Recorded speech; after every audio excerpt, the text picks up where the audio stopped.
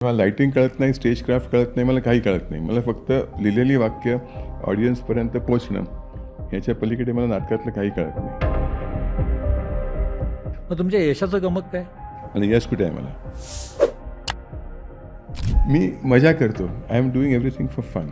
माझं ओरिजिनल नाटक जे होतं कॅरी ऑन स्पाईंग म्हणून, की एक गुजराती फॅमिली टुरिस्ट म्हणून पाकिस्तानात गेली आहे. तर जेव्हा आकाश म्हणाला की आपण हे मराठीमध्ये करूया, म्हटलं बाबा मराठी ऑडियन्स काय असतो मला माहिती नाही आहे. आणि माझं म्हणणं आपण करायचं. उडा तो पंछी गिरा तो पत्थर. ते म्हणाले की I have gone through your script. Do it without changing a single word. Because this is the language the whole of India will speak 10 years from now. हे डिरेक्टर्स मला वाटतं जरा ते एक नखरे असतात की इथे आपण अशी मुवमेंट दिल्याशिवाय होत नाही. यातला काही फरक पडत नाही. तुम्ही उभं राहून ठोकळा की उभं राहा आणि बोला, नाटकाची वाक्य चांगली बोला आणि ॲक्टिंग चांगलं करा. It reaches the audience. भारतातलं सगळ्यात मोठं मुलांचं नाटक मी आणि रामदास पाध्यांनी केलं आहे. तो कम्प्लीट अख्खं नाटक अंडर वॉटर नाटक आहे ते. म्हणजे मला 200 रुपये मिळावं किंवा 300 रुपये किंवा 500 रुपये मिळावं, मला काही फरक पडत नाही. कारण मी नाटक हा माझा बिझनेस नाहीच आहे. की एकदा कोणतरी जॉर्ज बर्नार्ड शॉला कोणीतरी विचारलं की डू यू से प्लेज. तर तो म्हणाला की if I want to see a play I write one.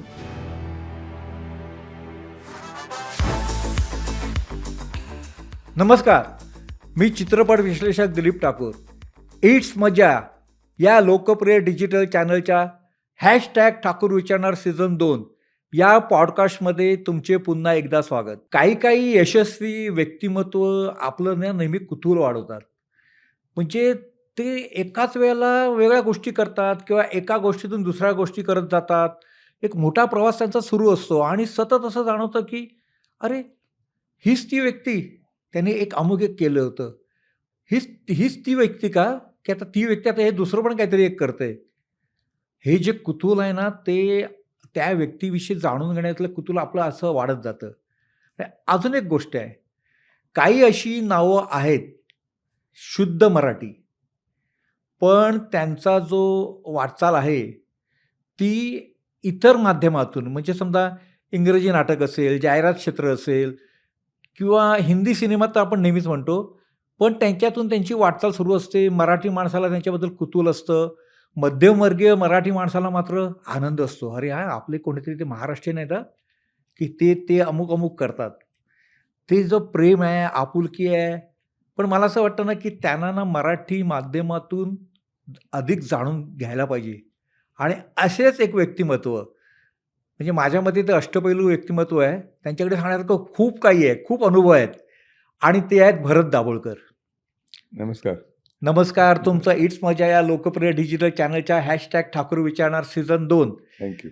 या पॉडकास्टमध्ये स्वागत आहे. थँक्यू. आपण गप्पांना सुरुवात करताना ही जी नुकतीच दुःखद घटना घडली, आशा भोसले हो. आपल्यासाठी बराच मोठा संगीताचा खजिना, गायकीचा खजिना, पार्श्वगायनाचा खजिना आपल्यासाठी ठेवून गेल्यात. याबद्दल तुमच्या भावना? भावना प्रत्येक भारतीय माणसांसारख्याच आहेत की एका मोठ्या व्यक्तीला आपण मुकलो आहोत. पण मला असं वाटतं की मी परवाच लिहिलं होतं की मी एक पोस्ट लिहिली होती की आय विल नॉट मिस आशाताई या हेडिंगखाली. कारण मी म्हटलं की मी त्यांना 3दा भेटलो आहे फक्त, म्हणजे अगदी औपचारिकपणे हॅलो म्हणण्यापुरतं. माझी यांची ओळख नव्हती. तर म्हटलं आशाताईंची माझी ओळख म्हणजे त्यांच्या गाण्यातनं आहे. मी त्यांची लहानपणापासून गाणी ऐकत आलो आहे आणि म्हटलं ती गाणी कुठे जाणार नाही आहेत. तर I will not miss her songs आणि that's my only connection with Ashatai. म्हणून मी I will not miss Ashatai ह्या हेडिंगखाली मी एक पोस्ट लिहिली होती. आणि त्याला मला खूप रिस्पॉन्स आला की खरं आहे, आपल्या जीवनातली कोणी माणसं गेली की आपण त्यांना मिस करतो. हो. पण ज्या माणसांची आपली ओळख नाही आहे, तर त्यांना आपण मिस करणं कधी होतं की ह्यांचं काही पाठी राहत नाही तेव्हा. पण आशाताई म्हणा किंवा लता दीदी होत्या, त्यांनी इतका मोठा खजिना पाठी ठेवला आहे की there is no need to miss them. खरं आहे, अगदी खरं तर आहे. त्यामुळे आणि आशाताईंची मुलगी जी होती Varsha, she was married to one of my cousins, म्हणजे माझ्या वडिलांच्या आत्तेभावाच्या नातवाशी जे लग्न आलं होतं, अच्छा. हां. हेमंत केंकरे. हां. अच्छा. तर हां. त्यामुळे आमचं तोही तिकडे अशी ओळख होती आमची. हां. आणि हेमंत त्यांचा जो मुलगा होता, त्याची आणि माझी ओळख होती. तो कॅन्सरनी गेला. त्यामुळे ह्या बाईंनी इतकं दुःख पचवलं आहे खरं म्हणजे आयुष्यामध्ये. 3 मुलांपैकी 2 मुलं गेली. परत त्यांच्या आयुष्यात जे काही चढ-उतार जे काही होते, आणि परत लता दिदींची बहीण म्हणून राहायचं इज द बिगेस्ट हिमालयाची सावली आपण जे म्हणतो हो, ते त्यांच्या हो. बाबतीत अगदी खरं होतं. हो. तंतोतंत त्यांना अगदी लागणारं होतं की आपण लता दिदींची बहीण आहे, त्यामुळे आपलं काही अस्तित्व दाखवावं लोकांना हे अतिशय कठीण असतं लोकांना, पण त्यांनी ते करून दाखवलं. त्यामुळे आशाताई, आय जस्ट फील की ते आता 92 वर्षाच्या होत्या. त्यांना मी शेवटचं बघितलं होतं राज ठाकरेंनी मराठी भाषा दिवसाच्या दिवशी त्यांनी आम्ही एकत्र स्टेजवरती होतो. आम्हाला प्रत्येकाला एक एक कविता वाचायची होती. तर हो. मी होतो, विकी कौशल होता, महेश मांजरेकर होता आणि आशाताई होत्या. आणि त्या नेहमीप्रमाणे she was besides being a singer, त्या अप्रतिम जोक सांगायच्या, लोकांना हसवायच्या आणि त्या अशा खूप गप्पा सांगायच्या. म्हणजे आम्ही पूर्वी कसं रेकॉर्डिंग करायचो, आमचे डिरेक्टर्स कसे होते. त्यामुळे लताबाई फक्त गाण्याविषयी बोलायच्या. पण आशाताई खूप, म्हणजे आमचे हे असे किस्से होते. आमच्या रेकॉर्डिंगला असं झालं होतं की त्या आमचा बंगाली त्याला हिंदी बोलता येत नव्हतं. त्या अशात खूप काही काही गोष्टी, मजेशीर गोष्टी सांगायच्या. त्यामुळे it was very interesting to me Ashatai. हां, म्हणजे आज आपण मिस करत असलो तरी ह्या हो. आठवणी, त्यांची गाणी या ती रूपाने आहेत. आपल्यावर राहतीलच नेहमी ती. खरं तर आजची आपली जी भेट आहे, हो. तुम्ही मराठी रंगभूमीवर कॅरी ऑन स्पायगेरी, एवढी वर्ष लागली मराठीत यायला? एक शुद्ध मराठी माणूस असून? कारण असं आहे मुख्य म्हणजे की मी आतापर्यंत 35 नाटकं लिहिली आहेत. हां. आणि आमच्या सगळ्या नाटकांमध्ये आतापर्यंत 95% काम करणारी माणसं जी होती मराठी होती. म्हणजे आत्माराम भेंड्यांपासनं आत्माराम भेंडे, विजू खोटे, शुभा खोटे, विहंग नायक, किशोर प्रधान, दिलीप प्रभावळकर, विनय आपटे, अतुल काळे, अतुल परचुरे, विनय येडेकर, स्मिता जयकर, नीना कुलकर्णी, तुम्ही सांगाल ती नावं आमच्या नाटकात राहायची. मग नाटकं इंग्लिशमध्ये, पण काम करणारी माणसं मराठी असायची. मराठी नाटकं मी का नाही आलो ह्याला मला एकच मला वाटतं की इंग्लिशमध्ये कोणी लिहिणारं कोणी नव्हतं. इंग्लिशमध्ये म्हणतो की इंग्लिश वॉज अ सँक्च्युअरी. त्याला मला कॉम्पिटिशन नव्हती, कारण कोणीच इंग्लिशमध्ये लिहित नव्हतं. तेव्हा लिहिणारा फक्त मी एकटा इंग्लिशमध्ये लिहिणारा मी एकटाच माणूस होतो. हां, इंग्लिशपेक्षा हिंग्लिश. मराठीमध्ये हां. सिद्धहस्त लेखक आहेत, हां. सिद्धहस्त ॲक्टर आहेत, डिरेक्टर आहेत. हां. तर म्हटलं आपण नाही त्या फंदात का पडायचं, आपलं छान चाललंय इकडे इंग्लिशमध्ये. म्हणून मी आपण इंग्लिश कंटिन्यू करत राहिलो. मग मी हिंदीमध्ये केलं नाटक एक. मी 2-1 वर्षापूर्वी मी नथुराम गोडसे इंग्लिशमध्ये केलं. म्हणजे अडॅप्टेशन नाही, मी ते थोडं वेगळं करून केलं. अच्छा. तर ते मी नथुराम गोडसे इंग्लिशमध्ये केलं, मग मी ते हिंदीमध्ये केलं. मग ते मी गुजरातीमध्ये केलं. मग तेव्हा मला वाटलं की आपण जे असे वेगवेगळ्या आपल्याला हा ऑडियन्स मिळतो आहे, इट्स अ न्यू एक्सपिरियन्स. तर म्हणजे आकाश भडसावला मला म्हणाला की भरत आपण हे मराठीमध्ये करूया का इंग्लिश नाटक? तर म्हटलं तू रिस्क घ्यायला तयार असेल तर मी करतो. म्हटलं मला काही प्रॉब्लेम नाही करायला. हां. तर म्हणून आम्ही हे मराठीमध्ये पहिल्यांदाच केलं इतक्या वर्षानंतर. पण तुमचं मराठी रंगभूमीवर जी नाटकं आता येत आहेत किंवा आली आहेत, याबद्दलचा अभ्यास किंवा काय? मी नाटकं बघत नाही. अच्छा. मी मराठी, हिंदी, इंग्लिश कुठलंही नाटक बघत नाही. त्याला कारण असं आहे की लोकांना खरं वाटत नाही की मी प्रचंड इम्प्रेस होतो नाटक बघितलं की. मला वाटतं काय फर्स्ट क्लास लिहिलं नाटक, काय छान काम. आपण का उगीच फालतू काहीतरी करतो. तो एक मला न्यूनगंड होतो की माझं नाटक ह्या लेवलचं नाही आहे. म्हणून मी कधीही नाटक बघत नाही. अनलेस आता दिलीप प्रभाकरवर काम करतो. म्हणाल की भरत मला नाटक आहे, आपण हां. रिहर्सलच्या आधी आपण नाटक बघून आपण पुढे जाऊ. हां. किंवा विनय आपटेंनी नाटक केलं तर आम्ही हां. जाऊ. त्याशिवाय मी नाटक हा प्रकार कधीही बघायला जात नाही. मला नाटकाविषयी काहीही माहिती नाही आहे की कुठल्या भाषेत काय चाललंय. मी इंग्लिश नाटकं बघत नाही, हिंदी बघत नाही, गुजराती बघत नाही, मराठी बघत नाही. मी आपली नाटकं करतो. हे एक पूर्वी म्हणजे मी एक फेमस आपलं मजा म्हणून सांगतो की एकदा कोणाला तरी जॉर्ज बर्नार्ड शॉला कोणीतरी विचारलं की डू यू से प्लेज? तर तो म्हणाला की if I want to see a play I write one. अच्छा. तर तसंच मी पण करतो. मला नाटक पाहिजे तर मी नाटक लिहितो आणि तेच बघतो फक्त. पण ह्याला कारण हे आहे की मी फार इम्प्रेस नाटक बघून होतो. इवन कॉलेज लेवलची नाटकं जी बघतो ना, मी कधी गेलो कॉम्पिटिशनला, तर आय गेट व्हेरी इम्प्रेस की अरे काय फॅन्टास्टिक करतात ते लोकं. आपण काय फालतू करतो असं वाटायला नको म्हणून मी नाटक बघत नाही. अच्छा. हा एक चांगला. कुठल्याच भाषेत नाही बघत मी. पण हे काय आहे कॅरी ऑन स्पायगेरी? माझं ओरिजिनल नाटक जे होतं कॅरी ऑन स्पाईंग म्हणून, की एक गुजराती फॅमिली टुरिस्ट म्हणून पाकिस्तानात गेली आहे. आणि तो माणूस त्याला छंद आहे फोटो काढायचा आणि तो फोटो काढताना चुकून ते न्यूक्लिअर साईट्सचे फोटो काढतो. आणि त्या पाठी कमांडोज लागतात आणि तो धावत इंडियन राजदूतात एम्बसीमध्ये येतो आणि तिथनं तो कसा बाहेर पडतो ही त्याची स्टोरी आहे. त्या पाठी कमांडो येतात की बाबा ह्यांना बाहेर काढा की हे इंडियन स्पाईज आहेत म्हणून. आणि ते स्पाईज नाही आहेत हे त्यांना पटवणं हां. आणि ती फॅमिली कशी बाहेर पडते हे नाटक आहे. ते इंग्लिशमध्ये तुफान चाललं होतं नाटक. म्हणजे आम्ही किती वर्ष नाटक हे त्यात मोठी मोठी माणसं होती तेव्हा आपण. विजू खोटे, विहंग नायक, वृषाली गोखले, तनाज इराणी, अ, किशोर प्रधान अशी माणसं होती. अतुल काळे, अतुल परचुरे. आणि हे नाटक तुफान तेव्हा चाललं होतं. इंग्लिशमध्ये फार चाललं होतं. तर जेव्हा आकाश म्हणाला की आपण हे मराठीमध्ये करूया, म्हटलं बा मराठी ऑडियन्स काय असतो मला माहिती नाही आहे. हां, तेच हां. तर म्हटलं आपण करूया. पण मी काही नवीन करणं मला आवडतं आणि माझं म्हणणं आपण करायचं. म्हणजे उडा तो पंछी गिरा तो पत्थर ह्या बेसिसवर करायचं. आपण मन लावून करायचं. मग ते चालेल की नाही, ऑडियन्सला आवडतं की नाही, हे this a different thing. That कुठल्याही नाटकाचं हेच असतं. तेव्हा तुम्ही नीटपणे करणं हे महत्त्वाचं असतं. पण आज आणि आता आपण हे नवीन नवीन आमची जी आता ॲक्टर्स आमचे आहेत, त्यातल्या कुणालाही मी ओळखत नव्हतो. अच्छा. मी त्या सगळ्यांना पहिल्यांदा भेटलो आणि आम्ही अप्रतिम आमची टीम बनली. आम्ही इतके हसतो रिहर्सलमध्ये वगैरे की आम्हाला खूप मजा येते रिहर्सल्स करायला. तर माझं म्हणणं, मी नाटक प्रयोगासाठी करत काही, मी रिहर्सलसाठी नाटकं करतो. मी प्रयोगासाठी करत नाही नाटकं. अच्छा. तर रिहर्सलला मजा आली तर खूप झाली. इट्स वर्थ इट असं असतं. पण कसं आहे माहिती आहे ना, आज आपण त्या युगात राहतो, कॉर्पोरेट युगात राहतो आणि आज असं आहे की एखादं उत्पादन येतं मार्केटमध्ये, त्यावेळेला पहिलं बघितलं जातं त्याचं सेलिंग व्हॅल्यू काय आहे, की याला रिटर्न्स किती मिळणार आहे, याचं मार्केट नेमकं कुठेचे आहे. तर ह्या नाटकाच्या बाबतीत असं काही ते मला वाटतं प्रोड्युसरला बघावं लागतं. हां, मान्य आहे. मला आम्ही 10 लोकं भेटलो. हां, दीड महिना आम्ही रिहर्सल केली. खूप हसलो, खूप मजा केली हां. आणि मन लावून नाटक केलं. आम्ही नाटकात आकाश सांगेल तुम्हाला की मी कुठल्याही रिहर्सलला कमीत कमी अर्धा तास आधी पोहोचतो. हां. मी एकदाही कधी लेट पोचलेलो नाही आहे. तो डिसिप्लिन मी ठेवतो आणि माझी अपेक्षा असते की सगळ्यांनी तो डिसिप्लिन ठेवावा.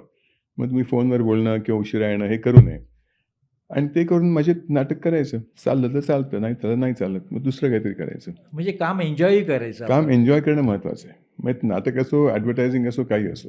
आपण हे लहानपणापासून शिकतो, आपण ते आचरणात आणत नाही. करेक्ट. कर्मण्येवाधिकारस्ते आमच्या शाळेचं वृद्धवाक्य होतं, पण ते कोणी आचरणात नाही आणत. मा फलेश ते माझं कर्मण्येवाधिकारस्ते मा फलेषु कदाचन. काही होईल ते होईल. आपण चांगलं काम करायचं हां, पण आणि आपल्या मजा करायची आपण ते करताना. हां, बरोबर आहे अगदी. हसत खेळत करायचं इज माय ओनली थिंग. म्हणजे आतापर्यंत मी इतक्या वर्षात इतकी नाटकं केली आहेत. I have never lost my temper once. मला कधीही राग आलेला नाही आहे. मी कुणावरही ओरडलो नाही आहे. कुणालाही म्हटलं नाही की तू हे बरोबर करत नाही आहेस, हे असं कर. तुम्ही नीटपणे करा. तुमची वाक्य लोकांपर्यंत पोचवा. मग तुम्ही इथे उभे आहात का इथे उभे आहात का बसल्याला काही फरक पडत नाही. हे डिरेक्टर्सचं मला वाटतं जरा ते एक नखरे असतात की इथे आपण अशी मूव्हमेंट दिल्याशिवाय होत नाही. यातला काही फरक पडत नाही. तुम्ही उभे राहून ठोकळा की उभे राहा आणि बोला, नाटकाची वाक्य चांगली बोला आणि ॲक्टिंग चांगलं करा. It reaches the audience. ह्या धर्तीवर माझी नाटकं चालतात. हां. त्यामुळे जे डिरेक्टर्स बाकीचे करतात की तू इकडे उभं राहायला पाहिजे होतास, लाईट इकडे पडतोय, मला काही फरक पडत नाही. परफॉर्म मला महत्त्वाचा. नाटकातलं काही कळत पण नाही. मला नाटकात इंटरेस्टही नव्हता कधीपासून. अच्छा. हां. म्हणजे मला लाईटिंग कळत नाही, स्टेज क्राफ्ट कळत नाही, मला काही कळत नाही. मला फक्त लिहिलेली वाक्य ऑडियन्सपर्यंत पोचणं, ह्याच्या पलीकडे मला नाटकातलं काही कळत नाही. म्हणजे मी आता 35 नाटकं लिहिली आहेत, डिरेक्ट केली आहेत. पण तरी मला नाटकातलं काही कळत नाही. मी कधीही बघत नाही की या सेटमध्ये लाईटिंग कुठे त्यांनी काय करायला पाहिजे, तर कुठे लाईट द्यावा, कुठे आणखीन त्यांनी कमी जास्त करावा किंवा तुम्ही कुठे उभं राहावं. मला काही फरक पडत नाही. वाक्य तुम्ही दिलेली चांगल्या स्पष्टपणे बोला, ऑडियन्सपर्यंत पोहोचतील अशी, आणि दॅट्स इनफ फॉर मी. मग तुमच्या यशाचं गमक काय? आणि यश कुठे आहे मला? आता 35 नाटकं लिहिणारा माणूस. यश म्हणजे ठीक आहे. यशाचं गमक हेच आहे की मी मजा करतो. I am doing everything for fun. I am not doing it की मला ह्यातनं काहीतरी मिळावं. कारण मी काय प्रोड्युसर नाही. त्यात मी पैसे मिळत नाहीत त्यातलं मला. हां. 35 नाटकात मी एकही नाटक प्रोड्यूस केलेलं नाही आहे. म्हणजे मला ₹200 मिळावं किंवा ₹300 किंवा ₹500 मिळावं, मला काही फरक पडत नाही. कारण मी नाटक हा माझा बिझनेस नाहीच आहे. माझा बिझनेस ॲडव्हर्टायझिंग आहे.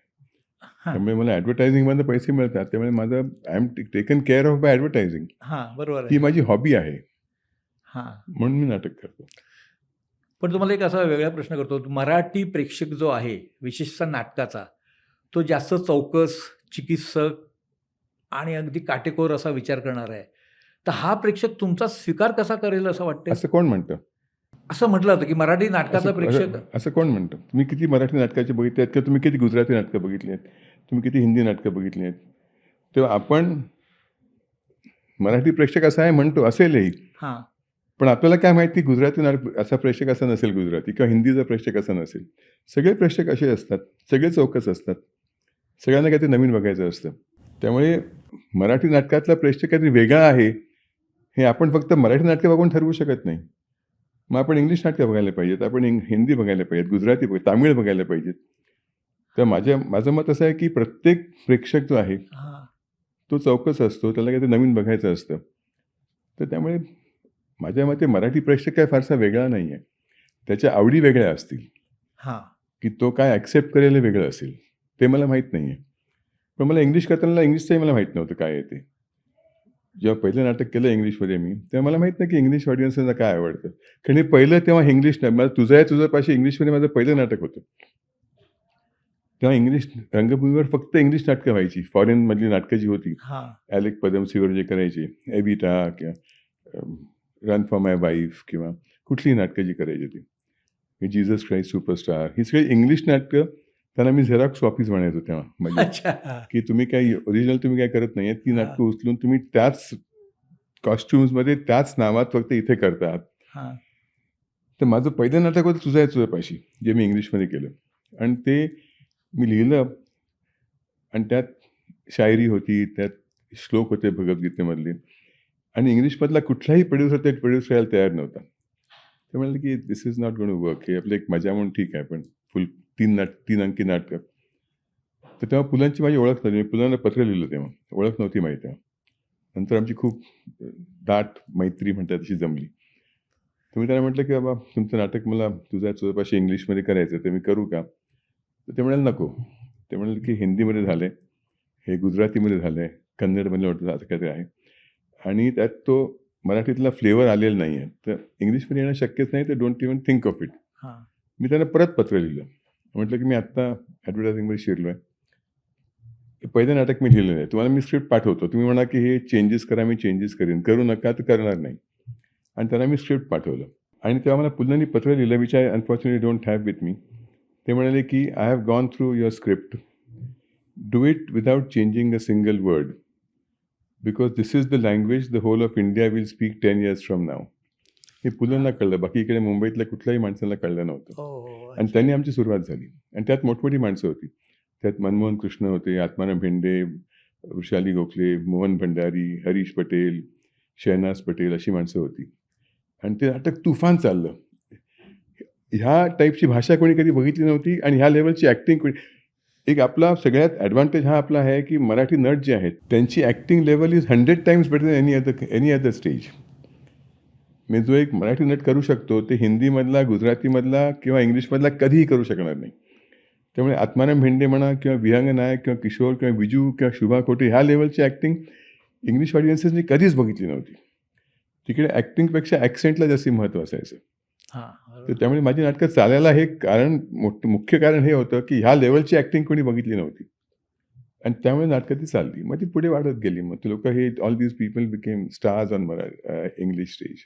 इंग्लिश हे कसं काय आहे हे कल्चर? ती मी 1000 वेळा सांगितलेली गोष्ट परत सांगतो. थोडक्यात माझं अख्खं शिक्षण झालं मराठीमध्ये, गिरगावातल्या आर्यन शाळेमध्ये, आणि मी जॉईन केली एल्फिन्स्टन कॉलेजमधली फर्स्ट इयर आर्ट्सची, म्हणजे फर्स्ट इयर आर्ट्स घेतलं मी. आणि माझ्या वर्गामध्ये 145 मुंबईतल्या सगळ्यात सुंदर मुली होत्या. अरे वा, ब्युटी क्वीन सगळ्या मुंबईमध्ये, आणि 5 मुलं होती फक्त. त्यातला एक आंधळा होता. एक आमचे प्रिन्सिपल तेव्हा पुशी रेगे आमचे प्रिन्सिपल होते, त्यांचा मुलगा होता मनोज. त्याचे आई वडील वरतीच राहायचे, त्यामुळे तो मुलींकडे बोलणे त्याला फारसं हे नव्हतं, कारण आई वडील बघतील म्हणून ते आपला अभ्यास करायचा. तिसरा फक्त अभ्यासू होता. त्यात आम्ही दोघं होतो की ज्यांना मुलींकडे बोलण्यात इंटरेस्ट होता. पण मला इंग्लिश बोलता येत नव्हतं, त्याला इंग्लिश बोलता येत होतं. एखादी मुलगी माझ्याकडे आली, म्हणाली की Bharat, do you want to bunk the next lecture and go for a film? तर मी म्हटलं, मला ते मराठीमध्ये उत्तर द्यायचं आधी की मी आईला घरी जेवायला येतो म्हणून सांगितलं, त्यामुळे बहुतेक येऊ शकणार नाही. मग मी ते इंग्लिशमध्ये ट्रान्सलेट करायचो मनातच की I have told my mother की I will come home for lunch, so I will not be able to come. मग ते 2-3 म्हणून बघायचो. तर माझं उत्तर देईपर्यंत ती मुलगी सिनेमाला जाऊन यायची. रिगल जवळच होतं. तर तेव्हा मला कळलं की आपल्याला यांच्याकडे बोलायचं, मुलींकडे बोलायचं असेल तर आपण काहीतरी एक युक्ती काढली पाहिजे. तेव्हा मला असं जाणवलं की there is nothing like perfect English. आपल्या भारतामध्ये प्रत्येक माणूस इंग्लिश बोलताना, मराठी माणूस त्यात इंग्लिश आपला हेल मराठीचा असतो, आपले शब्द मराठीमधले असतात. तामिळियन बोलताना त्यात तामिळ शब्द असतात. हो. फ्रेंचमन बोलताना तो फ्रेंच स्टाईलनी इंग्लिश बोलतो. इंग्लंडमध्ये कॉकनी इंग्लिश वेगळं आहे, स्कॉटिश इंग्लिश वेगळं आहे, आयरिश इंग्लिश वेगळं आहे. तर म्हटलं आपल्याला इंग्लिश बोलता येत नाही, आपल्याला मराठी बोलता येतं, आपल्याला हिंदी बोलता येतं, आपल्याला गुजराती बोलता येतं. मी गुजराती लोकांबरोबर वाढलो. मी गुजराती वाचतो, लिहितो आणि बोलतो. तर मी समजा एखादं इंग्लिश वाक्य असेल, त्यातलं मला चपखल बसणारा इंग्लिश शब्द माहिती नाही, मग हिंदीमध्ये बोलायचो शब्द मी किंवा मराठी बोलायचो किंवा गुजराती, आणि ते चालायचं तेव्हा कॉलेजमध्ये. हां. तर ते पुढे मला ॲडव्हर्टायझिंगमध्ये आणखीन नाटकात फार उपयोगी पडलं. मग त्याला कोणीतरी आपलं एक सुटसुटीत फॅशनेबल इंग्लिश असं नाव दिलं. हाय. पण दिस वॉज अ हँडिकॅप की मला दोन्ही भाषा बोलता येत नव्हत्या, म्हणून त्या मिक्स अँड मॅच करून एक झेडगुजरी भाषा केली आणि त्याचं पुढे जरासं फॅशनेबल त्याचं रूपांतर झालं, म्हणून त्याचा उपयोग झाला पुढे मला. पण आजच्या जनरेशनमध्ये आज जी आपण जनरेशन आहे डिजिटल आणि हे जेन झी, त्याच्यामध्ये ते तेच आहे ना मिक्स भाषा. हो. मग ते तुम्ही जे पेरलं ते असं उगवलंय, हो. हे मान्य आहे? हो. अच्छा. तुम्ही बोलता बोलता आर्यन हायस्कूलचे तुम्ही विद्यार्थी असं म्हणालात. आज या जुन्या गिरगावची आठवण येते, तर काय वाटतं? मी गेलो होतो मागच्या वर्षी, काय 2 वर्षापूर्वी आमचं काहीतरी शाळेचा 125वा काहीतरी वर्धापन दिन वगैरे काहीतरी होता, तर आम्ही गेलो होतो आणि आमचे सगळे वर्ग ओसाड पडलेत तिकडे. हां. मी त्यांना म्हटलं की बा आमचा वर्ग 10वीचा वर्ग होता. ते म्हणलं आमच्याकडे स्टुडंट्स नाही आहेत तेवढे, आता आम्ही या योगा क्लासेस म्हणून वापरतो किंवा आणखीन काहीतरी लँग्वेज क्लासेस आहेत. हां.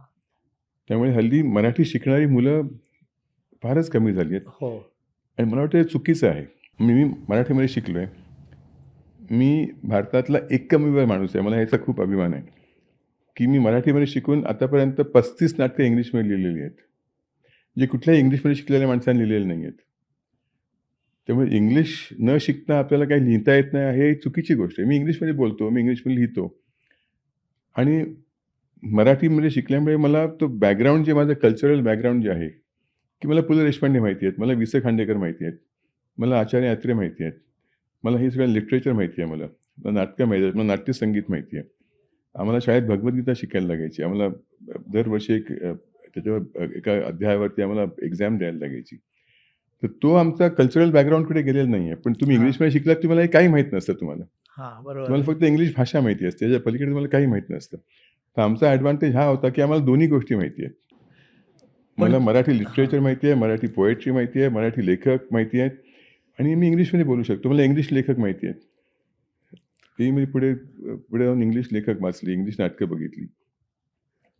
तर हे जे दोन्ही होतात गोष्टी, त्या तुम्ही इंग्लिशमध्ये शिकून होत नाहीत. आता तुम्ही गिरगावच्या शाळेमध्ये होता, त्यामुळे तेव्हाची खाद्य संस्कृती वगैरे आज आठवते, जिभेवर आहे? नाही, आमच्याकडे पैसेच नव्हते, खाणार काय आम्ही बाहेर जाऊन. फक्त शाळेमध्ये आम्हाला मिसळ मिळायची किंवा उसळ, हां. तेवढं कधी-कधी आम्हाला ते पैसे मिळाले की आम्ही तेवढंच खायचो. त्यामुळे खाद्य संस्कृती असणं हे काय आम्हाला फारसं माहीत नव्हतं. फक्त चांगलं होतं की आमचा तांब्यांचा मुलगा आमच्या वर्गामध्ये होता, सुनील तांबे. हां. त्याच्याकडे तांबे तांबे उपहारगृह आणखीन बरोबर आहे. कोना अशी 2 हो, रेस्टॉरंट्स होती. हो. मग तिकडे कधी फुकट मिळेल तर आम्हाला असं म्हणून त्या आशेने आम्ही त्याच्यावर मैत्री केली होती, की सुनीलकडे मैत्री केली की आम्हाला फुकट खायला मिळेल वगैरे. अच्छा. तसे आमचे खूप मित्र होते, हां. की गोखले होते, टोपीवाले, हां, तो बरोबर. आमच्या वर्गामध्ये होता. हां. तशी आमची जी मैत्री होती आमची तिकडची. सगळे आमच्या पण गिरगावातले बाकी खाद्य मित्र. संस्कृती, त्यामुळे आम्हाला काही फारसा संबंध आला नाही गिरगावचा. हां. आता येतो, तेव्हा येत नव्हता. मग आता तुमचं म्हणजे मूळ आवडते पदार्थ, मराठी पदार्थ? मराठी पदार्थ सगळे जे लोकांना आवडतात ते झुणका. आता आम्ही रिहर्सल करताना आम्ही मुद्दामून झुणका भाकर आणखीन हे मागवून खायचो आम्ही अच्छा. रिहर्सलमध्ये. हां. स्विगीवरनं मागवायचे, म्हणतं मला पण खायचं आहे. हां. तेव्हा झुणका भाकर मागवणं किंवा पिठलं भाकर मागवणं हे आम्ही हां. अजूनही करतो. म्हणजे हे तुम्ही मराठी पण ते जपलं माझं आहे. प्रचंड जपले. बरं, तुम्ही गिरगावच्या शाळेत होता, राहिला तर तीनबत्ती, वाळकेश्वर, मलबार हिल्ला, बाणगंगा मलबार हिल्ला. आणि जॅकी श्रॉफ तुमचा जुना मित्र. बालमित्र. विशेष काही नाही, जॅकी तेव्हापासून म्हणजे तो राहायचा तीनबत्तीला, मी राहायचो थोडं अलीकडे, हां. गव्हर्नर्स हाऊसच्या बाजूला. हां. माझ्याकडे तेव्हा बाईक होती, मी कॉलेजमध्ये असताना.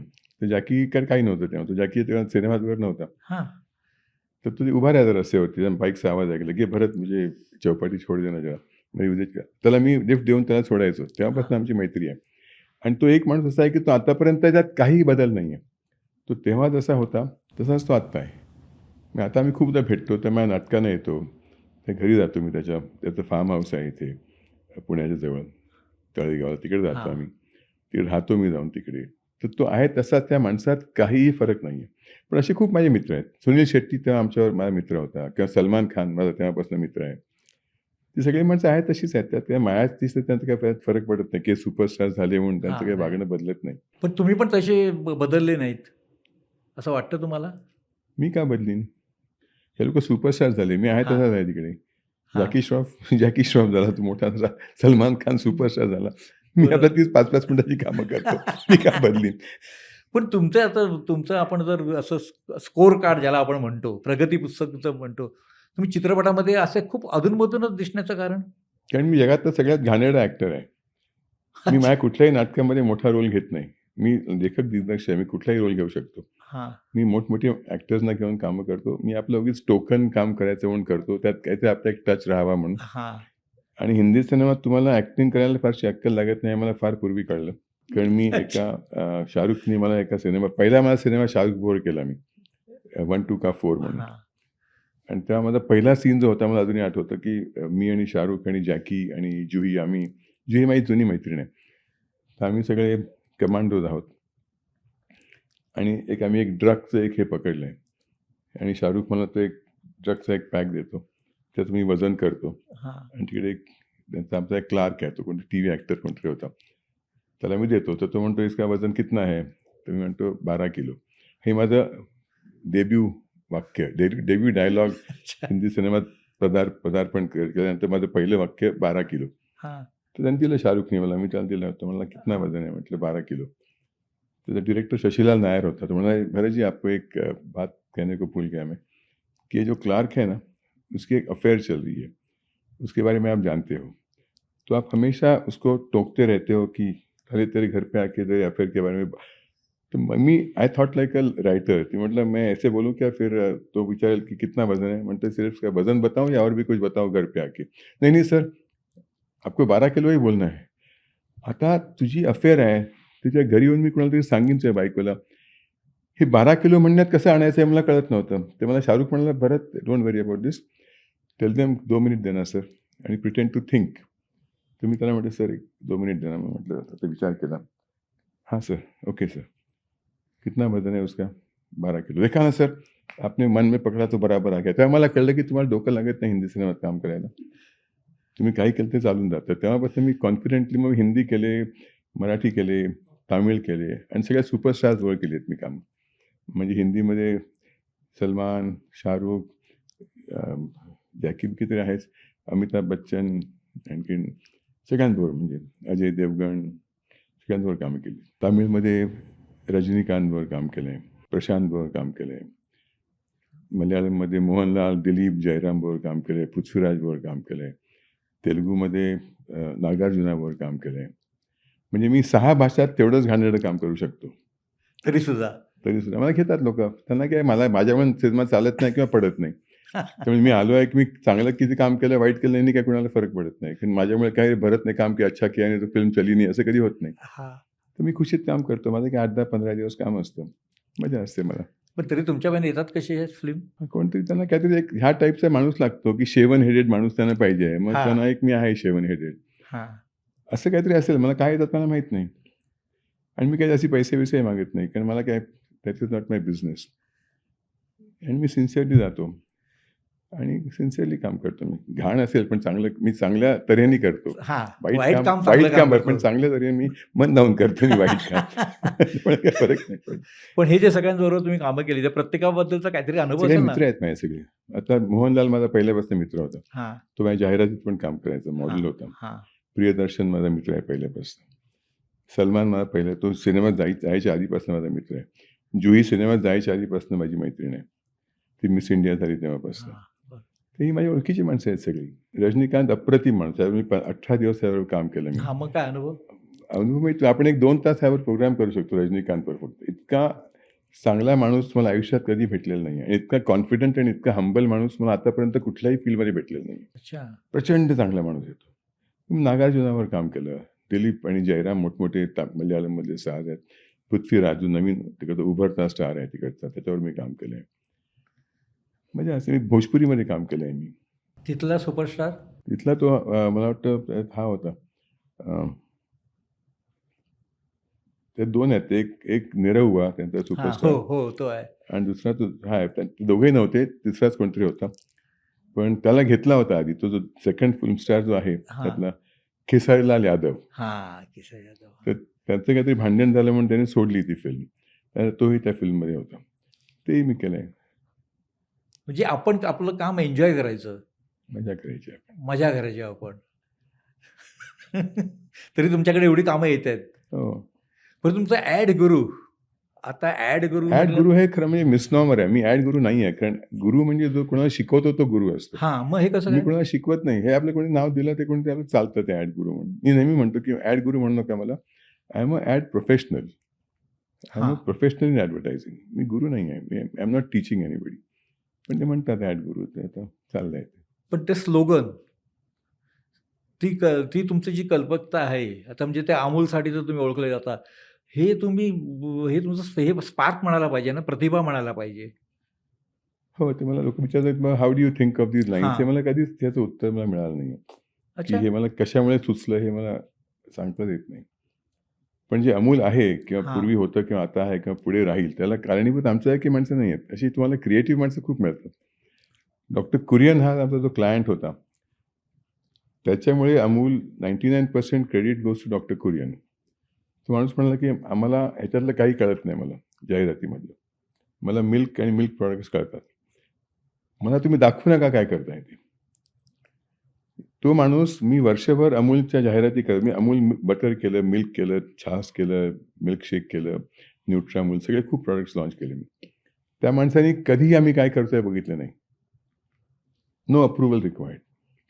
काय वाटेल ते करा तुम्ही. वर्षाअखेर आम्ही ते घेऊन जायचो की सर मागच्या वर्षी this is what we did for you last year. त्यांनी ते बघितलं नव्हतं. He was paying for it without seeing it. की तुमच्यावर आमचा भरोसा आहे. म्हणजे आय हॅव अ चॉईस तो म्हणायचं की माझ्याकडे 400 एजन्सीज आहेत. मी कोणालाही चूज करू शकतो. मी तुमची एजन्सी घेतली आहे. हां. मला ह्यातलं काही कळत नाही. तर why should I interfere in तुम्ही काय करतायत? You do your job. आमचे सेल्स नाही चालले, तर आम्ही एजन्सी बदलू. पण आम्ही तुमचं क्रिएटिव्ह नाही बदलणार. ह्यामुळे अमूल जे काही आहे आता, त्याला कारणीभूत हा माणूस आहे. आमच्यासारखी माणसं खूप आहेत. लिहिणारी माणसं तुम्हाला पैशाला 25 मिळतात. नाही, पण जाहिरात लिहिणं, कमी शब्दामध्ये जास्त गोष्ट पोहोचवणं, ह्याच्यावर तुम्ही प्रभुत्व कसं मिळवलं? होत होत गेलं ते. लिहित गेलो मी आणि होत गेलो. हो, पण ते काहीतरी असेल ना, काही अनुभव असतील ना? मी लॉयर आहे. मला काही अनुभव नाही आहे जाहिरातीत. मी बाय एज्युकेशन मी LLB आहे. मी फुल फ्लेज लॉयर आहे आणि बिझनेस मॅनेजमेंट ग्रॅज्युएट आहे. माझा जाहिरातीशी काहीही संबंध नव्हता. हां. ते आपलं होत गेलं ते. नाटकाशी माझा काही संबंध नव्हता. काही म्हणजे काही नाही. मी कधी शाळेत नाटकं केली नाहीत. शाळेतलं एक नाटक लहानसं केलं होतं. महाभारत भीमाचं काम केलं होतं मी. कॉलेजमध्ये नाटक नाही केलं. मी केलं मी तर मला काढला नाटकातनं. फर्स्ट इयरला असताना नाटकात त्याने घेतलं. उसना नवरा म्हणून नाटक करत होते. अच्छा. हां. त्यांनी मला घेतलं. आमच्या विचाराध्यक्ष आमच्या हे होत्या प्रोफेसर होत्या आणि प्रोफेसर महवा धोंड आमचे हेड ऑफ डिपार्टमेंट होते. तर धोंड सरांच्या खोलीत आम्ही रिहर्सल करायचो. ते पाठीमागे ते त्यांच्या पार्टिशन खाली बसून आपलं कामं करायचे. आम्ही समोर बसून रिहर्सल करायचो. तर मी एक 5-6 दिवस रिहर्सल केली. मग धोंड म्हणाले की तो कोण आहे मुलगा? उसना नवऱ्याचं काम करतोय. तर ते म्हणाले भरत दाभोळकर. तो अतिशय घाणेरडं काम करतो, त्याला काढून टाका. म्हणून मला काढून टाकलं त्या नाटकातनं. मग मी कधीही पुढे नाटक कधी केलं नाही. मला एका नाटकातनं काढलं म्हणलं तर मी कधीही नाटक करणार नाही. हां.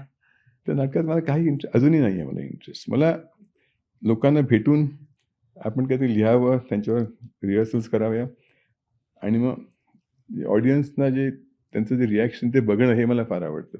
हां. मी एकाही नाटकात आता मी हजारो आम्ही शोज केले माझ्या नाटकांचे. स्टेजवर काय चाललंय मी बघितलेलं नाही आहे. कोण काय काम करतंय ते. मी त्या पडद्याला भोग करतो असं आणि मी ऑडियन्सला बघतो. तिकडे उभा राहून कोपऱ्यात. कारण तेव्हा तुम्हाला खरी रिॲक्शन मिळते. जेव्हा तुम्ही लोकांना बोलवता हां. आणि ते तुम्हाला भेटायला पाठी येतात, तेव्हा Correct. सगळ्यात चांगलं म्हणतात. "अरे हो. काय सुंदर नाटक आहे रे, 100 शो नक्की परत लिहून घे." हे ते बोलतात. तुम्ही त्यांना इन्व्हाईट केले ते तुम्हाला चांगलंच बोलणार. पण जो ऑडियन्स समोर बसलाय आणि त्याला माहीत नाही आपल्याला कोणीतरी आपल्याकडे बघतंय. त्या ज्या रिॲक्शन्स आहेत त्या खऱ्या असतात रिॲक्शन.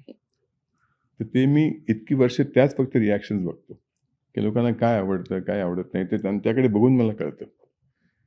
लोकांनी सांगून तुम्हाला कळत नाही. मग तुमचे काही आठवणीतले चाहते असतील ना? काय? आठवणीत राहिलेले चाहते. काहीतरी वेगळी रिमार्क्स केलेला किंवा काय? नाही. चाहते म्हणजे लोकांना आवडतात नाटकात येऊन माझ्या ॲक्टिंग विषयी आता पण मला कोणीही काही चांगलं बोललेलं नाही आहेत त्या चांगलं की वर्षामध्ये. वाईट? चांगलं वाईट काहीच बोलत नाहीत मला. सर आपका पर्सनॅलिटी बहुत अच्छा है स्टेज पे हेच मला बोलतात. ते इतकं हे मला माहिती आहे ते. त्यामुळे मी एक्सपेक्टही करत नाही की कोणी मला येऊन सांगेल की आपका काम बहुत अच्छा हो गया. मग आता मला कोणी सांगितलेलं नाही आहे आणि पुढेही सांगणार नाहीत कोणी. हा. ते खेळकर खोडकर वातावरणामध्ये तुम्ही हे सगळं मजा करतो आम्ही, हसत खेळत करतो आम्ही जे काही असेल ते. मग ॲडव्हर्टायझिंग असो किंवा नाटक असो.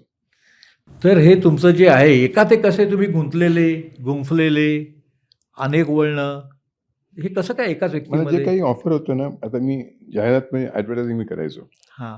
मग नाटक सुरू झालं. मग मी नाटक दरवर्षी एक नवीन नाटक लिहायचो मी. आमचा इथं ग्रुप झाला होता. आम्ही बॉटम्स अप गँग म्हणायचो. हां. हे सगळे विजू, विहान, किशोर जे म्हणतोय. मग ती नाटकं चालू राहिली. मग मला कुणीतरी सांगितलं की टेलिव्हिजनवरती येऊन तू काम कर. मग मी एक घरोघरी म्हणून एक सिरियल केली मराठीमध्ये. त्यात मी आणखीन सविता प्रभुणे वगैरे होतो आम्ही. मग आम्ही हिंदीमध्ये एक सिरियल केली गुलाम बेगम बादशाह म्हणून. त्यात मी सीता जयकर आणखीन हरीश पटेल वगैरे होतो, रघुवीर यादव वगैरे. मग मला झीमधले हे माझ्या ओळखीचे आहेत सुभाषचंद्र, त्यांची ॲडव्हर्टायझिंग मी करायचो SL वर्ल्डची वगैरे. मग ते म्हणाले भरत एक ॲडव्हर्टायझिंगवरती प्रोग्राम कर. मग मी भारतातला पहिला ॲडव्हर्टायझिंग प्रोग्राम ड्रीम मर्चंट्स म्हणून झीवर केला. तो लिहायचो मी, अँकर करायचो. मग मला स्टार TV म्हणाले की तुम्ही आमच्यासाठी एक शॉक TV म्हणून एक प्रोग्राम करा. मग मी अख्खा एक सीझन शॉक TVचा केला स्टार TVवरती. तो पहिला सीझन मी केला, दुसरा सीझन सलमान खानने केला शॉक TVचा. मग मी MTVसाठी ऑन द जॉब म्हणून एक 15 काहीतरी एपिसोड्स केले. तर मी काही ऑफर केलं की मी ते करत राहतो. पण हे जमतं कसं तुम्हाला? नाही काहीतरी असणारच ना वैशिष्ट्य. सेम करत राहायचं काय. हे करा म्हटलं की तुम्ही करायचं जाऊन. मग हेच वैशिष्ट्य आहे. तर तुम्हाला काय फारसा मी त्यावर विचार करतो की मी त्यावर फार स्टडी कर असं काही नाही. जाईन गप्पा मारायच्या, बोलायचं. पण हा तुमच्या फिटनेस सरस्वतीच आहे का? फिटनेस मी 2 वर्ष कॉलेजसाठी बॉक्सिंग करायचो युनिव्हर्सिटीसाठी. अच्छा. 1 वर्ष कॉलेजसाठी, 1 वर्ष युनिव्हर्सिटीसाठी मुंबई वेल्टर वेटमध्ये. 2 वर्ष बॉक्सिंग केलं मी. आणि तेव्हापासून मी एक्सरसाइज आतापर्यंत चालू ठेवलं आहे. दररोज सकाळी उठलो की मी 1 तासभर एक्सरसाइज करतो. हां. तर तो एक माझा छंद आहे. आणि दुसरं म्हणजे सांगायचं म्हणजे आम्ही 6 मुलं मी कॉलेजमध्ये असताना we were selected for army training for 2 months. म्हणजे आम्ही 6 मुलं मुंबईतनं तेव्हा कच्छ बॉर्डरवरती living with Indian army, 16 Rajput आणि 9 राजपूताना रायफल्स. आम्ही 2 महिने ट्रेनिंग घेतलं तिकडे. म्हणजे मला लाईट मशीन गन कशी असेंबल करायची, कसं शूट करायचं, मॅप्स कसे रीड करायचे, परेड कशी करायची, सगळं आम्ही तिकडे शिकलो 2 महिने. वा. काही आज समोर काही करायचं एनिथिंग दॅट इज ऑफर्ड नाही म्हणायचं नाही कशाला. हे तुमचं वैशिष्ट्य आहे, म्हणजे स्वभावाचं वैशिष्ट्य आहे. त्याच्यामुळे मला वाटतं तुम्हाला हे सगळं शक्य होते. कुठे अडकून पडायचं नाही. म्हणजे काही कोणी म्हटलं की हे करतोस का तू, करायचं. लोकांना काय असतं ना, लोकांची आपली एक इमेज असते किंवा मी ॲडव्हर्टायझिंगचा माणूस आहे, मी असं कसं करू, हां हां. मला एवढं ॲक्टिंग जमत नाही तर मी का सिनेमात काम करू, की लहानसा रोल का करू, मी माझं इमेज काय आहे, मी मॅनेजिंग डिरेक्टर आहे ॲडव्हर्टायझिंग एजन्सीचा. तुम्ही असा विचार करा तुम्ही काही करू शकत नाही. तुम्हाला मजा येते ना करायला, मग तुम्ही करायचं. पण एक अजून एक म्हणजे सुरुवातीला मी इंट्रोडक्शन देताना म्हणालो की एक भरत दाभोळकर या नावाविषयी ना कुतूहल असणारा वर्ग खूप आहे. हे तुमच्या लक्षात आलंय? नाही. आहे असा वर्ग, असं वाटत नाही? मध्यमवर्गीय मराठी माणसाला तुमच्याविषयी एक प्रचंड असं कुतूहल आहे की अरे भरत दाभोळकर म्हणजे जाहिरात म्हणजे ॲड गुरुच असं ते इमेज. आता ते ॲड गुरु कसं पडलं वगैरे ठीक आहे. ओके. मराठी माणसांना नाटकांविषयी आमच्या माहिती नाही, कारण आमची नाटकं इंग्लिशमध्ये असल्यामुळे मग मराठी माणसं येत नाहीत फारशी इंग्लिश नाटकं बघायला. त्यामुळे मी नाटकं लिहिली आहेत तेवढी वगैरे. मी 3 नाटकं मुलांची 3 नाटकं लिहिली आहेत, लहान मुलांची. आणि भारतातलं सगळ्यात मोठं मुलांचं नाटक मी आणि रामदास पाध्यांनी केलं आहे, फॅन्टझिया फॅन्टास्टिक म्हणून. अच्छा. त्यात 300 पपेट स्टेजवरती होती. त्यात माझं काही मी लिहिलं आणि डिरेक्ट केलं, त्यात माझं काही हे नाही आहे. रामदास पाध्येचं सगळं ते मॅजिक इज रामदास पाध्ये. आणि त्यात तो कम्प्लीट अख्खं नाटक अंडर वॉटर नाटक आहे ते. म्हणजे ब्लॅक लाईटमध्ये पडदा उघडल्यापासून तुम्हाला वाटतं की समोर तुम्ही एक अंडर वॉटर समुद्रात बघता आहात. त्यात मासे फिरतायत, 100 मासे फिरतायत, एक मरमेड फिरते. त्यात एक राजकुमार आला, त्यात एक 20 फुटी नाग आहे, त्यात एक डबल हेडेड ड्रॅगन आहे, असं आम्ही केलं होतं. ते मी लिहिलं होतं आणि डिरेक्ट केलं होतं. रामदास पाध्येनी अप्रतिम त्याच्यामध्ये, मी रामदास 95% रामदास पाध्ये. माझं आपलं तुम्हाला लिहायला सोपं असतं की एक 20 फुटाचा नाग येतोय, तर लिहिणं हां. काय एक वाक्य असतं. हां. ते करून दाखवणं स्टेजवरती, किंवा एक मरमेड फिरते, मग ती अशी मरमेड, तिची सुंदर बाई होते, किंवा एक 10 फुटाची एक ऑक्टोपस विच आहे, ती नाचते आहे बिडी झालेल्या त्याच्या ट्यूनवरती. तर रामदास सगळं करायचं, मी काही लिहायचो, तो करून दाखवायचा. आणि त्याला आमच्या सगळ्या मित्रांनी, त्यात कोणी बोलत नव्हतं कारण इट ऑल पपेट्स. तर प्रत्येक कॅरेक्टर एका माझ्या कोणीतरी मित्रांनी केलं. म्हणजे त्यातलं प्रिन्स जॅकी श्रॉफ, त्यातली मरमेड जुही चावला, त्यातला माकड मला वाटतं जावेद जाफरी, ड्रॅगन अरशद वारसी, आणि एक मासा शर्बानी मुखर्जी, त्यातलं मग टायटल सॉन्ग शंकर महादेवन. अशा लोकांना गोळा करून आम्ही ते नाटक केलं होतं. एक फॅन्टॅस्टिक नाटक ते होतं. नावच होतं फॅन्टॅसी फॅन्टॅस्टिक, आणि ते रामदास पाध्येनी केलं होतं. मग त्याचं 99% क्रेडिट इज रामदास पाध्येच. पण हे एकदम वेगळंच आहे, अगदी वेगळे आणि अद्भुत. अशा ह्या वेगळ्या गोष्टी मला वाटतं तुमच्या टॉनिक आहेत. मला फार आवडतं ते. काही नवीन करा म्हटलं की मला फार उत्साहाने करतो मी ते.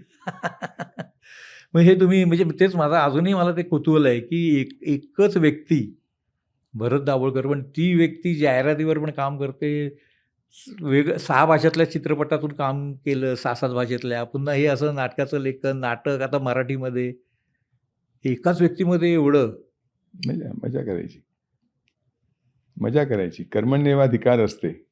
आम्ही लहानपणापासून शिकलो. आमच्या शाळेचं वृद्धवाक्य होतं ते. हां. मी फॉलो करतो. पण आता समजा हा जो सगळा आता बदल होत चाललाय सगळ्या माध्यमांमध्ये, तो तुमच्या दृष्टीने कसा आहे? काही बदल होत नाही. माध्यम बदलतं. मी लोकांना मी म्हणतो की हे जेन झी ना अटेन्शन स्पॅन नाही, हे खोटं आहे. आम्हालाही नव्हतं अटेन्शन स्पॅन. आम्हाला चॉईस नव्हता. ह्यांना चॉईस आहे. फरक हां. अटेन्शन स्पॅनचा नाही आहे. हां. जेव्हा आपल्याकडे टी व्ही आला तेव्हा एक चॅनल होतं. प्रत्येक माणूस घरी बसून रजनी, हम लोग, करमचंद हेच आपण बघायचो. हो. कारण तेव्हा चॉईस नव्हता. हो. आणि मग फक्त संध्याकाळीच असायचं. मग 2 टी व्ही आले. हां. 2 टी व्हीमध्ये 2 तेच प्रोग्राम, पण एक बेडरूममध्ये आणि एक असा. मग तुम्ही काही लोक आतमध्ये बसून हे बघतील. मग एक झी टी व्ही आला. मग यू हॅड अ चॉईस हां. की तुम्ही झी टी व्ही बघताय की हे बघताय. मग आणि काहीतरी दुसरा एक स्टार आला. पण तेव्हा रिमोट कंट्रोल नव्हता. तुम्हाला चॅनल बदलायला उठून जाऊन तिकडे बटन दाबायचं, ते कंटाळवाणं होतं. उठा, बटन दाबा, परत बसा. तेव्हा तुम्ही 5-5 मिनिटाला बदलता, तुम्ही बदलत नव्हता. मग रिमोट आला. मग 10 चॅनल झाली.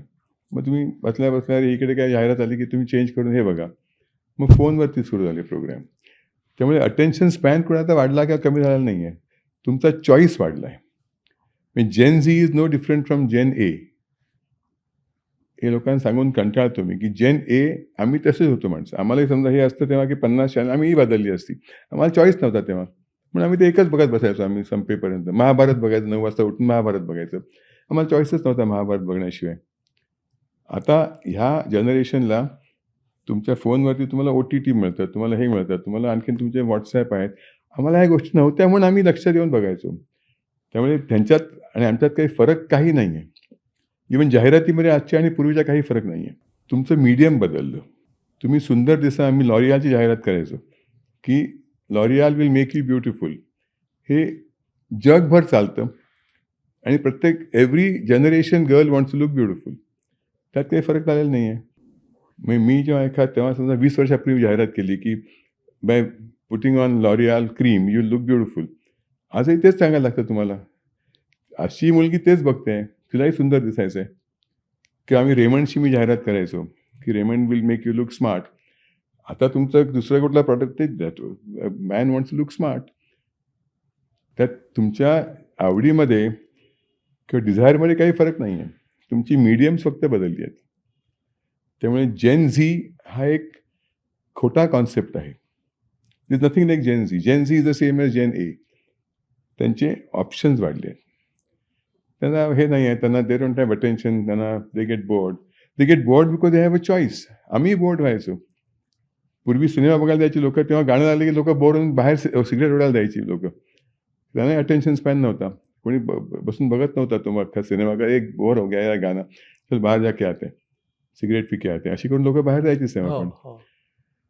आता ह्या जनरेशनला चॉईस आहे, हा एवढाच फरक आहे. पण तुम्ही या सगळ्या बदलत्या जनरेशनशी जुळून कसं घेतलं? जनरेशन बदलच नाही आहे. सगळ्यांची डिझायर सेम आहेत. प्रत्येक बाईला सुंदर दिसायचं आहे, प्रत्येक पुरुषाला स्मार्ट दिसायचं आहे, प्रत्येक माणसाला हेल्दी व्हायचं आहे. हे कधीही चेंज होत नाही. माणसाच्या नीड जे आपण त्याला म्हणतो दे अनचेंज्ड. आम्हाला वाटतं चांगली गाडी असावी आपल्याकडे म्हणून. तेव्हा गाड्या फक्त अँबॅसेडर आणि फिएट होत्या. आता लोक बदलली आहेत का नाही, आता तुमचा चॉईस वाढला आहे फक्त. आम्ही घेतली असती हुंडाई गाडी, आम्ही तेव्हा दुसरी मोठी गाडी घेतली असती, आम्हाला चॉईसच नव्हता. फिएट घ्यायची म्हणजे तुम्हाला वेटिंग लिस्ट होती 1 वर्षभराची. मग तेव्हा आम्ही काय वेगळी माणसं नव्हतो. आता तुम्ही 3-3 महिन्यांनी तुम्ही गाड्या बदलाल, पण तेव्हा हे जनरेशन वेगळं नाही आहे. त्यांना चॉईस मिळतो, आम्हाला चॉईस मिळत नव्हता. हा एवढाच फरक आहे. माणसाच्या बेसिक नीड्स कधीही बदलत नाहीत. शब्द लाईक न्यू, फ्री या 50 वर्षापूर्वी चालायच्या, आत्ताही चालतात. 1 on 1 फ्री हे तेव्हाही चालायचं. 20% ऑफ तेव्हाही चालायचं. त्यामुळे हे जे आहे, लोक म्हणतात ना जेन झी इज डिफरंट, काही डिफरंट नाही आहे. They are the same as Gen A. They choices are more. तुम्ही या सगळ्या सॉरी या बोला. हां. नाही, तुम्ही नाटक, सिनेमे काही असो. आता पूर्वी तेव्हा 3 नाटकं असायची. हां. एक पुलंचं, एक जयवंत दळवींचं, एक आहे. ते नाटकं बघायला माझे वडील वगैरे आम्हाला घेऊन जायचे. आता 50 मराठी नाटकं आज लोकसत्तेमध्ये 50. तो ऑडियन्स बदलला आहे का नाही, त्यांना चॉईस त्यांचा वाढला आहे. तुम्हाला 4 वाजता एक शो आहे, तुम्हाला 11 वाजता एक शो आहे, तुम्हाला 7 वाजता एक शो आहे, तुम्हाला 10 वाजता एक शो आहे. तर तुमचा चॉईस वाढला आहे. तुम्हाला पूर्वी एवढी नाटकं नसायची, तुम्हाला एवढे थिएटर्स पण नव्हती पूर्वी एवढी. 2-3 थिएटर्स असतील. तुम्हाला हे नाटक बघायचं. इकडे आता आमची इंग्लिश नाटकं पण तेव्हा 3 थिएटर्स होती. सोफाया कॉलेजमध्ये आम्ही करायचो. एक नरिमन पॉईंटला एक होतं. NCPA पण तेव्हा नव्हतं. मग तुमचा चॉईसच तुमचा लिमिटेड आहे. तुमची नीड लिमिटेड नाही आहे, तुमचं चॉईस लिमिटेड आहे. करेक्ट आहे. हां. आता तुम्हाला जीन्स घ्यायची, तुम्हाला 50 जीन्स मिळतात तुम्हाला ऑनलाईन. मग तुमची आवड नाही बदलली, तुम्हाला ह्या अवेलेबल गोष्टी बदलल्या आहेत. त्यामुळे सायकोलॉजिकली नथिंग हॅज चेंज्ड. जाहिरातीमध्ये काहीही फरक नाही आहे. You promise the same thing. गेली 70 वर्ष तुम्ही त्या मुलीला सांगतात की तुम्ही हे वापरलं की तू सुंदर दिसशील, आणि पुरुषांना सांगता की तू हे कपडे घातले तू स्मार्ट दिसशील. ह्यात काहीही फरक नाही आहे. तेव्हा आम्हाला फक्त तेव्हा रेमंड असेल एक. आता तुम्हाला रेमंड झालं, आणखीन काय जॉन इंग्लंड आलं, आणि हे आलं, ते 10 ब्रँड झाले आहेत. मग लिवाईज आणि लीग आले, हे आले. हा चॉईस वाढला, तुमच्या नीड्स नाही वाढल्या. ऑप्शन झाले. तुम्हाला ऑप्शन झाले, तुमच्या एंटरटेनमेंटला ऑप्शन झाले. पूर्वी एक थिएटर असायचं एक, त्यात तुम्ही जाऊन बघायचं, तुम्हाला तिकीटं मिळायची नाही, तुम्हाला ब्लॅकमध्ये काढा, हे करा. आता मल्टिप्लेक्समध्ये तुम्हाला 6 थिएटर्स आहेत. इकडे आहे, तिकडे, हे बघा, इकडे नाही तर ते हे बघूया आपण, तिकडे बघूया, तिकडे खायला जाऊया. ते तुमचे ऑप्शन्स वाढले आहेत तुमचे. त्यामुळे होतं काय की जेन झी आपण ज्याला म्हणतो, तो यंग मुलगा किंवा मुलगी आज मल्टिप्लेक्समध्ये जाईल, नहीं यार ये नहीं देखने का, मराठी क्या देखने का, या इथे बाहर नेक्स्ट अपना RRR चालू आहे, सलमानची फिल्म चालू आहे, ती बघूया आपण. They have a choice. पूर्वी तुम्ही गेलात की ते एकच सिनेमा तुम्हाला बघायला लागायचा. आम्ही जायचो लोटसला जायचो आम्ही. शुक्रवारी सिनेमा लागतोय, तिकडे जायचं, मग आधी तिकीटं काढून तिकडे बघायची. 3 शो झाले, 3चा शो, एक 6चा शो, एक 9चा शो. सकाळी वगैरे शो वगैरे काय नसायची. मेट्रोला सकाळी फक्त एक कार्टून लागायची, मग त्याला आमच्या आईवडील आम्हाला घेऊन जायची. Choice was limited. आमची मेंटॅलिटी इज द सेम. त्यामुळे जेन झी हा खोटा कॉन्सेप्ट आहे.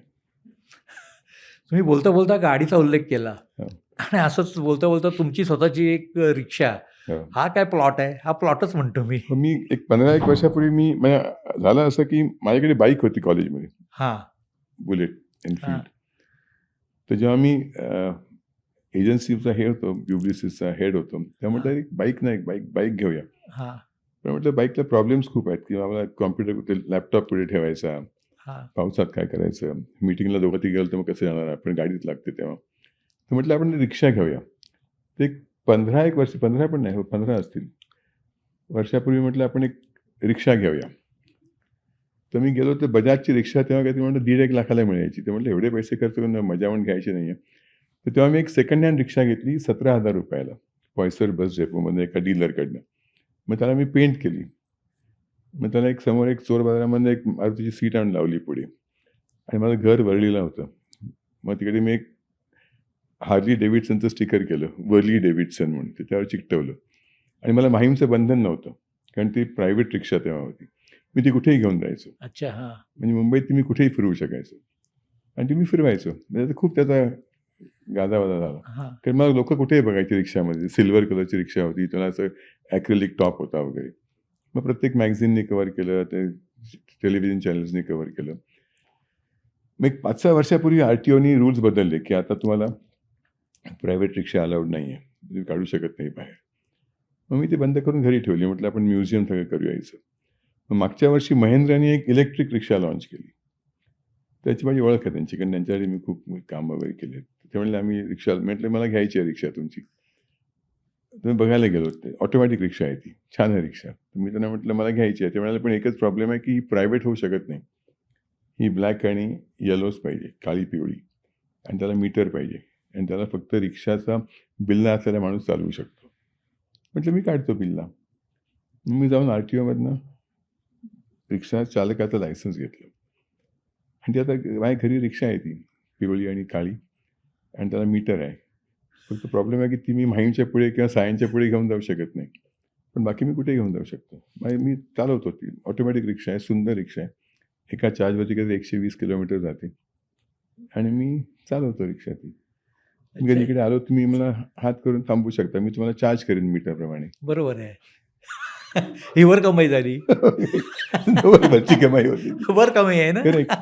समजा आता म्हणजे आता समजा इकडे शो आहे आता हां. रवींद्र ह्याला इकडे दीनानाथला वगैरे. हां. तर मी येताना कोणी समजा थांबवलं मला की म्हणलं चलो, मी I don't have to go everywhere. मी सांगितलं की मैं जा रहा हूँ पार्ला, मैं आपको वास्ते वास्ते में छोड़ता हूँ. मग मीटर डाऊन करून त्याला मी सोडेन. मला मी नाटकाला येताना मी पैसे कमवू शकतो आणि मी आकाश देईन त्यापेक्षा जास्ती पैसे रिक्षाने कमवीन मी.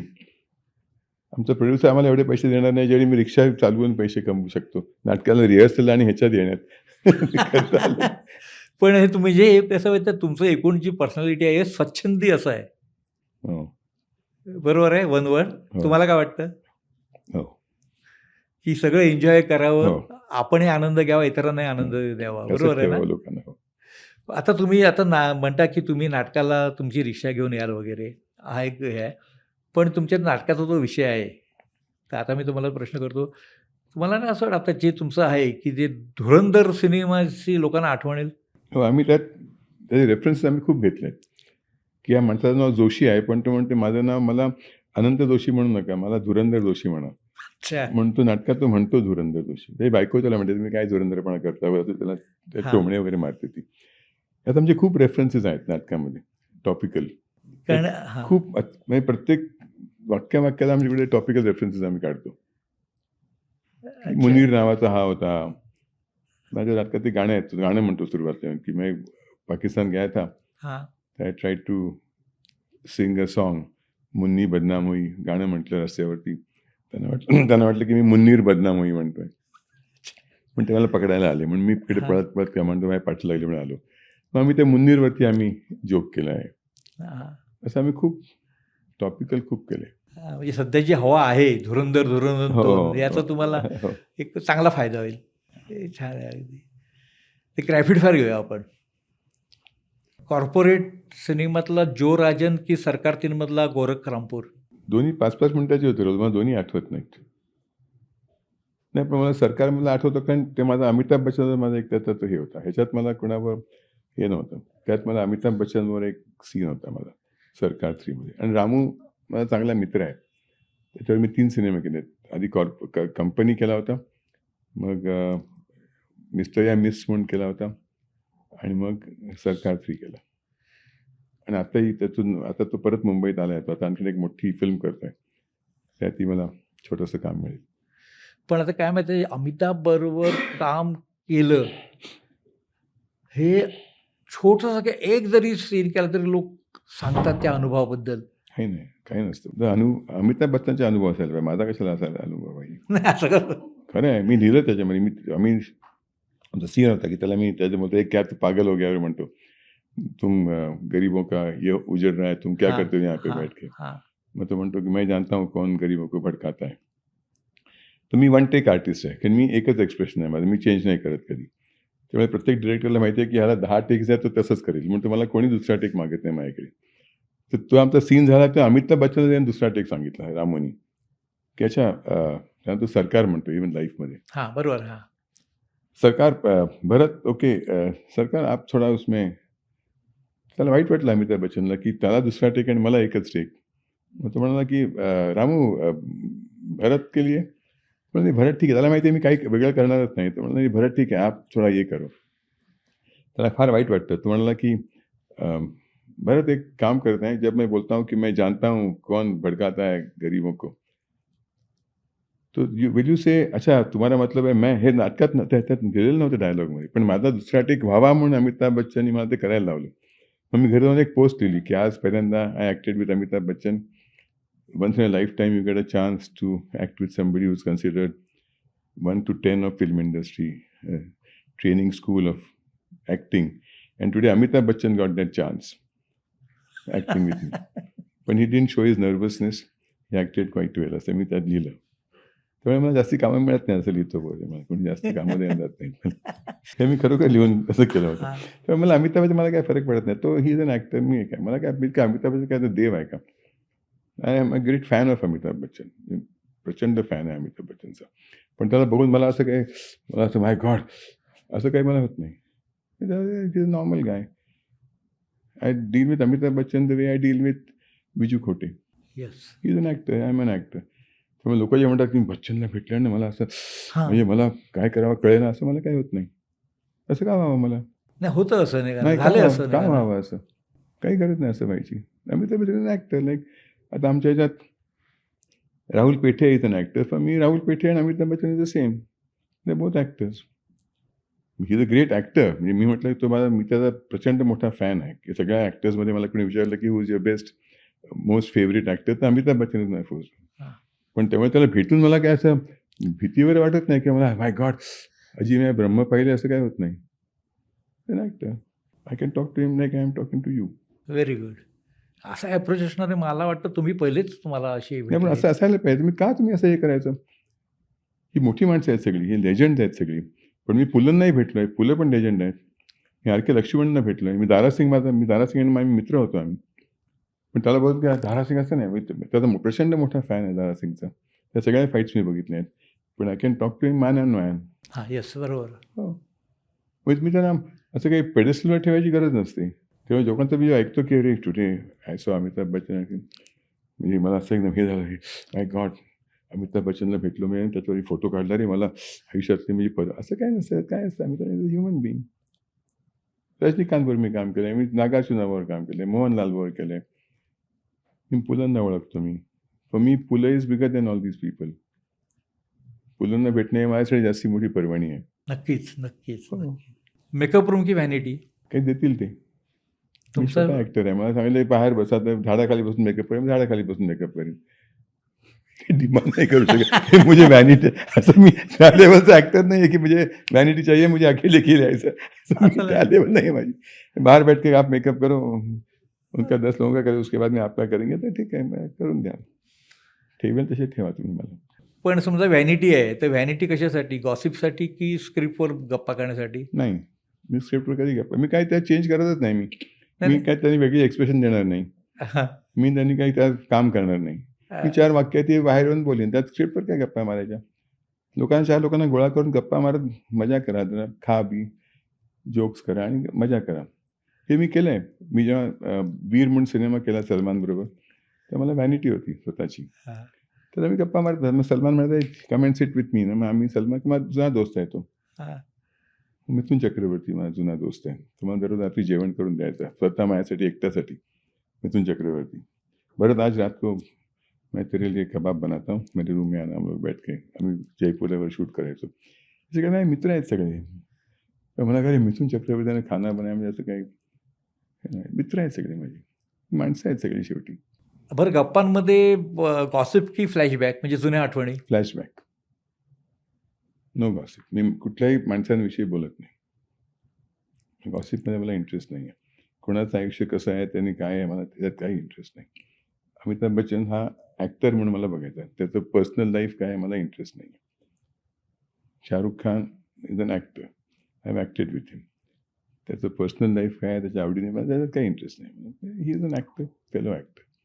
त्यामुळे फ्लॅशबॅक लोक गोष्टी सांगणे, आम्ही गप्पा मारतो. शाहरुख मला सांगायचं, आम्ही इकडे गेलो होतो, तिकडे आमचं शूटिंग चाललं लंडनला, तेव्हा हे झालं, मी लग्नाला गेलो तेव्हा. तो सांगायचा, मी सांगायचो. तर हे गोष्टी सांगणं पूर्वीच्या आणि मजा करणं हे इम्पॉर्टंट आहे. गॉसिप काय करायचं. आता तुम्ही जो दूरदर्शनचा काळ पाहिलेला आहे, हम्म. बरोबर, 70च्या दशकामध्ये, हो. छायागीत की फुल खिले गुलशन गुलशन? छायागीत. कारण फ्यूल खिले गुलशन म्हणजे ती बाई कोणाला बोलायलाच द्यायची नाही. ती जबरदस्त जास्ती बोलायची. नुसतं समोरचा माणूस फक्त हो म्हणायचा. तो फक्त की आपको लगता है की आपके टाइम में ऐसा था, तो हां म्हणायचा. त्या बाईला इंटरव्ह्यू कसा घ्यावा तिथलं मला वाटतं कधीच कळलं नाही. कारण ती आपली फुल बिल केसात मानून ती प्रचंड बोलायची ती बाई. तो समोरचा माणूस फक्त हां बरोबर आपने कहा हो ठीक आहे एवढंच बोलायचा तो माणूस. त्यामुळे फुल खिले गुलशन गुलशनपेक्षा छायागीतच गाणी बिणी ऐकायला मिळायची. बरोबर आहे. बरं, ब्लॅक अँड व्हाईट सिनेमा की रंगीत सिनेमा? रंगीत सिनेमा. कारण मी ब्लॅक अँड व्हाईट वर्षे बघितलेच नाहीत सिनेमा. मॅटिनी शो की फर्स्ट शो? मला सिनेमात इंटरेस्ट नाही आहे बघण्यामध्ये. त्या काळामध्ये ना, कॉलेजच्या आताही नाही काळामध्ये? कॉलेजमध्ये आम्हाला घेऊन जायचे रात्री. आम्ही रात्री जायचो आम्ही सिनेमाला. आणि त्यात ते काळोख झाला, आणखीन AC चालू झाला की मी झोपायचो. मग ते उठवायचे मला सिनेमा संपला की चल बाहेर जा की खाना खा. मग आम्ही बाहेर जाऊन पावभाजी करून घरी जायचो. मी अर्धे सिनेमा बघितलेच नाही आहेत. मी झोपायचो सिनेमा थिएटरमध्ये गेलो की. वाईट सिनेमा आहे म्हणून नाही, हां हां.